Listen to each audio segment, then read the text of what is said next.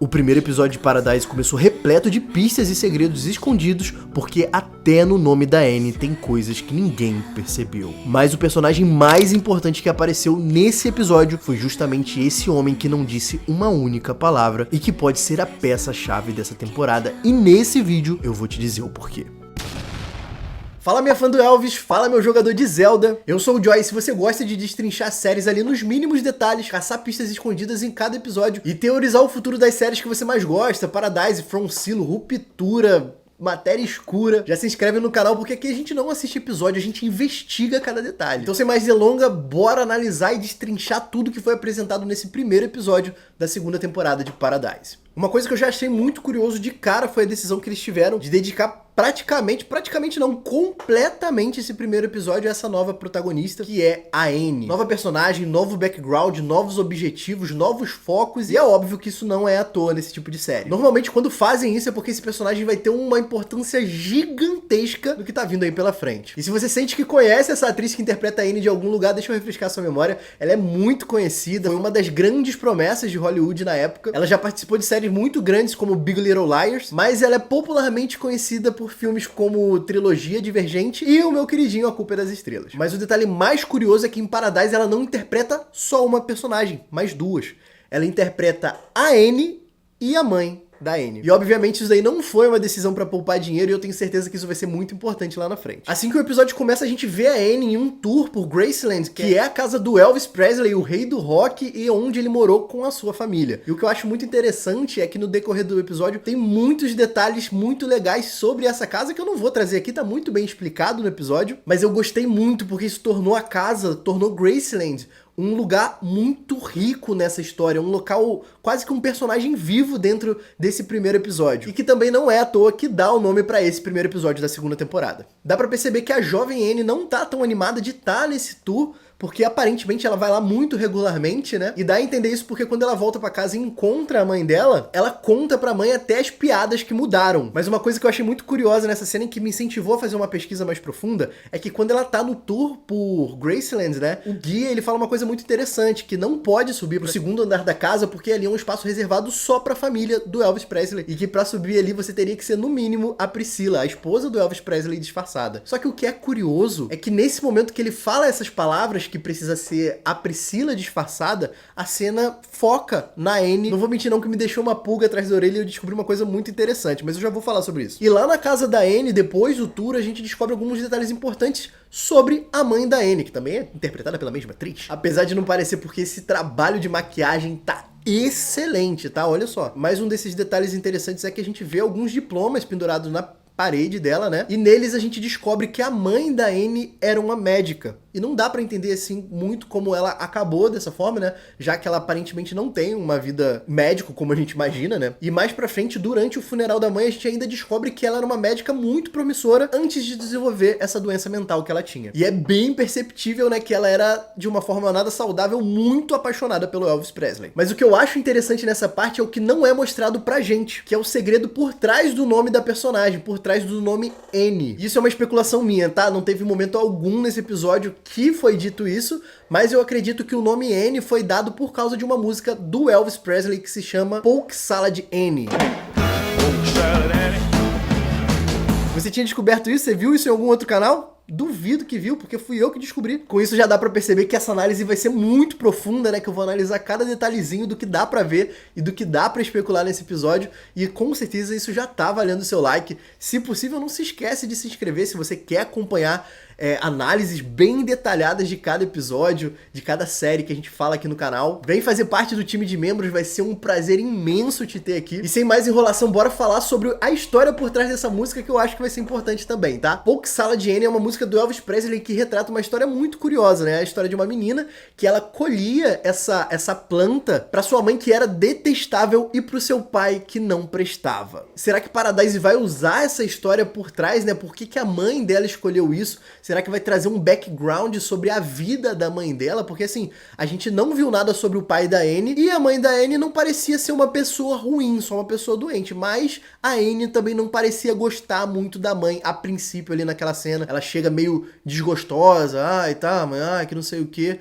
Mas era uma adolescente, né? Adolescentes costumam ser assim. Mas eu já tô jogando aqui no ar que eu acho que podemos ter um background, podemos ter um episódio sobre a Anne, mas falando sobre o passado da mãe dela, já que a gente vê que a Anne caminha ali pra tentar não se tornar a mãe ao mesmo tempo que ela tá seguindo os mesmos passos da mãe. Porque a gente vê que ela tentou cursar medicina, que era uma coisa que a mãe dela fazia, e a gente vê no final do episódio também que ela vira uma mãe solo, como a mãe dela era, aparentemente. Será que essa história de mãe detestável e pai que não prestava é um possível caminho aí que o Paradise vai seguir? É uma pista pra dizer que o Link, o pai do filho ou da filha da Anne é um cara não tão bonzinho quanto ele aparenta? Mas a gente vai chegar lá, eu só tô jogando no ar aqui essas coisas pra gente ir pensando. Mas voltando pro episódio, depois da morte da mãe, depois do funeral da mãe, a gente vê que a Anne cresceu e ela seguiu alguns caminhos da mãe, né? Como eu já disse agora há pouco. E apesar desse curto tempo de tela que teve o estágio dela, esse breve momento já tornou ela uma das personagens mais importantes pra essa segunda temporada, se você parar pra pensar. Porque como essa temporada deve se passar todo fora do bunker, toda fora do abrigo que a Sinatra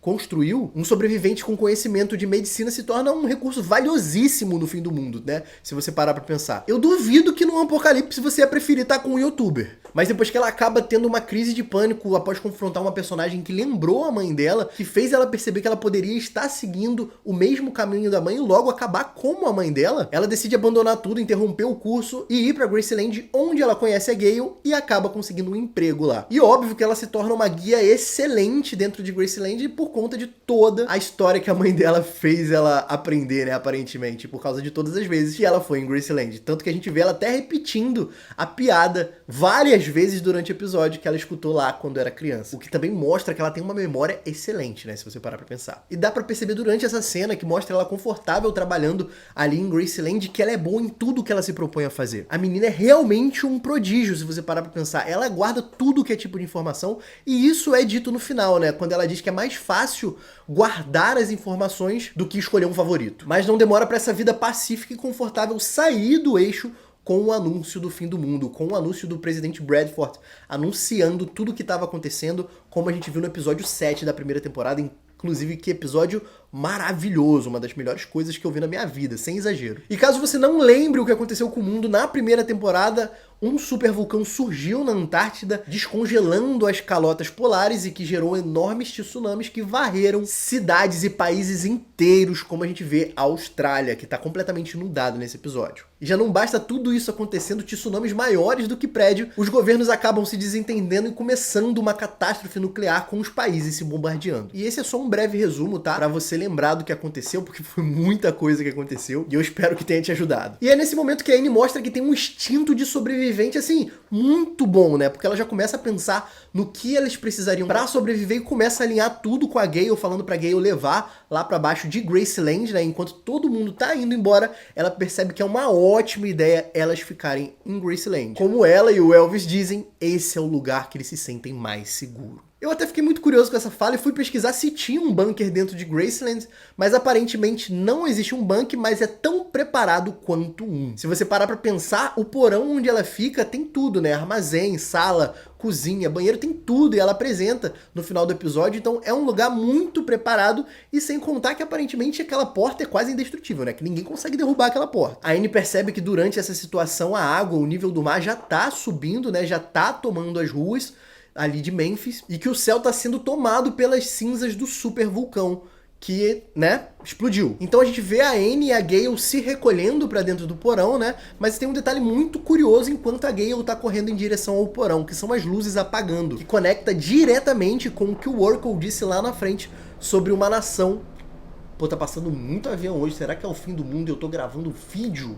Que conecta diretamente com o que o Oracle disse mais na frente do episódio sobre uma nação ter um dispositivo PEN, né, de pulso eletromagnético para desativar toda a tecnologia da nação onde foi jogado. E isso me faz até acreditar, sabe o quê? Que a bomba que caiu em Atlanta, que a gente acreditou que era uma bomba nuclear, na verdade foi um míssil inimigo com o dispositivo PEN. No mundo de hoje, se você deixar o seu inimigo sem luz, sem energia, sem internet, é quase um checkmate para destruição do próprio país, se você parar para pensar. Eu duvido você passar uma semana sem seu celular, sem assistir Paradise na segunda-feira. Eu duvido que 3 dias você tá comendo os rebocos da parede. Brincadeiras à parte, voltando pra série, o que já era ruim não demora muito para ficar pior quando a Gale cai na escada, né? A Annie tenta fazer de tudo pra cuidar do machucado dela, mas não demora mais do que 45 dias pra ela falecer, deixando a Annie sozinha naquele lugar por 2 anos e 11 meses. Mas um detalhe curioso dessa parte, na minha opinião, é que não demora muito para se provar a verdade,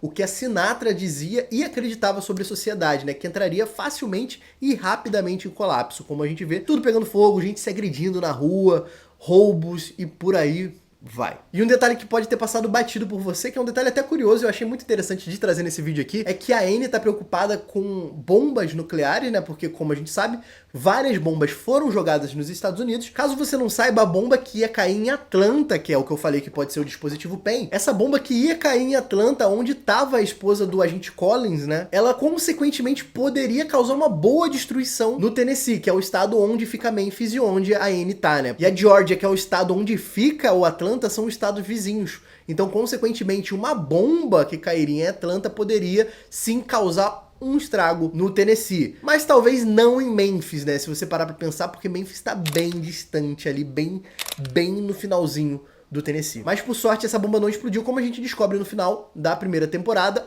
ou porque ela não ia explodir, né? Ela era o dispositivo PEN, como eu tô falando aqui. O que, se você parar pra pensar, também explica por que a esposa do agente Collins ficou sem sinal durante o contato ali, durante o impacto da bomba, né? Que estava prevista para cair em Atlanta. Agora me diz aí nos comentários se você tinha chegado nessa conclusão. Eu quero saber o que você tá achando desse episódio, é muito importante pra mim. E é óbvio, não esquece de se inscrever e curtir esse vídeo, porque ajuda muito. E se você tiver pelo celular, dá pra hypar, então hype esse vídeo aí, cara. Ajuda esse pequeno criador aqui, que só quer fazer uns videozinhos pra internet detalhadíssimo. E assim, já dá pra ver com tudo isso que a gente viu até esse momento, que a Annie, ela é uma pessoa muito inteligente, é uma pessoa muito determinada e uma personagem muito promissora, e gosto de chamar ela já de super sobrevivente. Um exemplo disso é ela conseguir passar todo esse tempo sozinha, sem enlouquecer. Cara, isso daí é um feito enorme, tá? Se você parar pra pensar, não são 30 dias, gente. Eu já vi gente no MrBeast enlouquecer com muito menos. E como se isso já não fosse muito difícil, ela ainda conseguiu passar todo esse tempo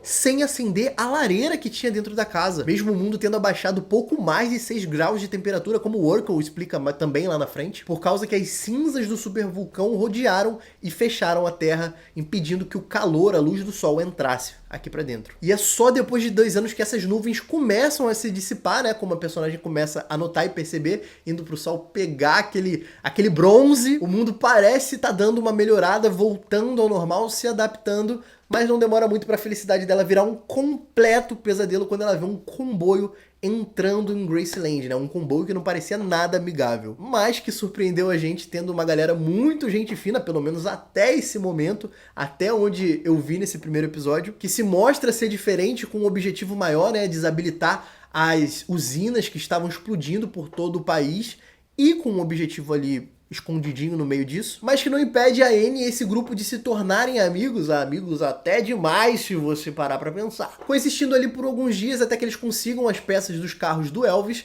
e se preparem pra missão que eles estão indo fazer, né? E é óbvio que eu não podia deixar de falar sobre esse grupo super simpático do Fim do Mundo, que tem os melhores nomes possíveis, né? Sendo o primeiro e o líder, o Link, né, a pessoa que ela cospe na cara, e ele ganha esse nome porque ele jogava Zelda. Eu achei isso muito irado, de verdade, eu achei muito bacana, mostrando que os gamers, os nerds e os geeks são promissores no Fim do Mundo, tá? Tanto que ele é o líder do grupo. E apesar do episódio não se aprofundar tanto nisso, a gente vê na carteirinha de estudante dele que ele estudava na Faculdade de Tecnologia da Califórnia. E eu acho que esse detalhe passa super batido, porque quando ele se apresenta pra Annie, ele se apresenta como um vendedor de uma loja, né, de artigos esportivos. Tem também o Geiger, que encontrou o Link, né, nesse momento que ele de sobrevivência e tal, e eles acabaram se juntando por causa da missão santa do Geiger, e os recursos que o Link tinha levado da loja em que ele trabalhava. O Urkel eu tive que trazer aqui pra vocês, que é um dos personagens que eu mais gostei até o momento.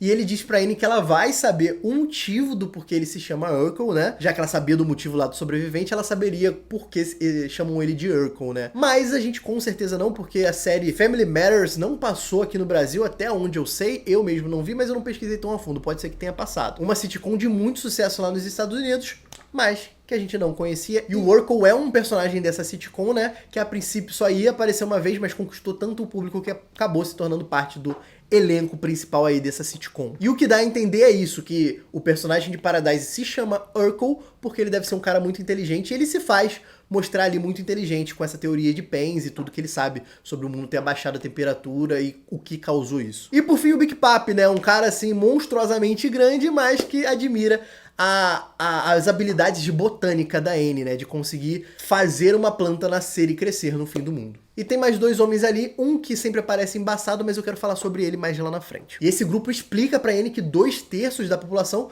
virou camisa de saudade, né? 40% sendo varrido por causa desses tsunamis, e os outros 27% por causa do colapso social, que é tudo aquilo que a Sinatra previu. E nessa cena, além da gente descobrir a faculdade de tecnologia que o Link fazia, a gente descobre também que ele tem 25 anos, que ele só rodou sem óleo nesse apocalipse. Igual eu, né? Ninguém acredita que eu tenho 20. E agora nessa cena do jantar que eu acho super interessante, né, que o Link convidou a Annie, eu gosto dela porque, apesar de ser uma cena muito legal, muito memorável, muito gostosa ali, antes deles irem embora, ele apresenta um personagem ali no cantinho, sem falar muito, mas que tá muito presente e que tá muito destoante dos outros sobreviventes, né? Você vê que ele é mais aparentemente requintado, umas roupas melhores, um óculos mais bonito, um jeito mais pomposo, por assim dizer, diferente dos outros caras que parece que estão passando um inferno sobrevivendo a tudo que tem que sobreviver. E eu queria deixar aqui meu lance, o meu palpite, tá? A respeito desse personagem, que ele pode ser o motivo por qual esse grupo sabe do abrigo da Sinatra, o abrigo que tá esses sobreviventes da primeira temporada, esses 25 mil sobreviventes da primeira temporada. Porque esse homem que está com eles ali pode ser um dos bilionários que iam ser salvos, mas por algum motivo não conseguiram ser salvos. Isso deve ter acontecido muito nesse projeto, né? Apesar de muitos planos, as coisas acontecem, algumas adversidades acontecem ali no caminho e podem não ter dado certo, como foi o caso da esposa do Collins. E eu acredito que ou ele é um dos bilionários que iam entrar lá dentro, ou ele é um dos bilionários que ajudaram a construir esse projeto super secreto da Sinatra, né? E essa é uma explicação que eu acho muito interessante, se parar pra pensar, porque como teriam descoberto o esconderijo da Sinatra, né? Se você parar pra pensar. Foi um segredo muito grande, e a única pessoa que sabia, que conseguiu voltar pra lá, foi o operário que matou o presidente na primeira temporada. O bibliotecário, se você preferir. A gente vê a Annie mais uma vez vivendo aquela vida que ela gostava tanto de guia, né? Mostrando a casa pra eles, e a gente vendo um pouquinho mais desse espaço onde ela está. E é durante isso que a gente tem ali, ó, um momento ripa na chulipa entre a Annie e o Link, né? Que não demora muito pra acabar, muito dramático, porque ele convida ela pra se juntar ao grupo, mas assim que ele acorda, ela já tá trancada lá dentro do espaço dela de novo, porque ela não consegue abrir mão